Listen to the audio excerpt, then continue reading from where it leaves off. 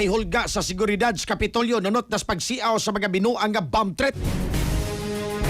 The reports Griggy Magdadaro. Live report.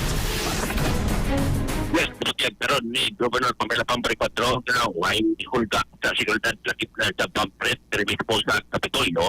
Pinaistuloy sa mini karong pagsiyaw ng mga binuang nga mga pampret, partikular na diyan sa Takpay Tugbo o sa Takpay Talisay o Talisay City Hall. Nag-apo katawa iparehag 4 na wa manoon kini hulga sa seguridad para pabingin ang sining plastada sa iyang o sa seguridad mismo sa Kapitolyo kapag yung dutyag na kinimanan mga binuang wide na mismo sa Kapitolyo sila pinagkaroon dahil karong daghan ng mga pulis ang ipakatap mismo sa Rafael Tugbo o sa Metro Situgyo sa Tinabot na siyan summit sa sunod na simana di parehag ni Maricuatro nabisan din mga pamphlet ng mga binuang lumisigaw partikular na kagahapon ang tawa nagpabiling wa mausap ang security protocol nagsubay diribit po sa Kapitolyo tukas gapon ang Kapitolyo sa bigat tinta o nabisan unsang mga direksyon o nakipnausap ang kinipag-agi o mga lugar nabit po sa Kapitolyo nga wide or limit sama sa mga dikaw niya tupit nila ka mga buwan ang nakalabay ni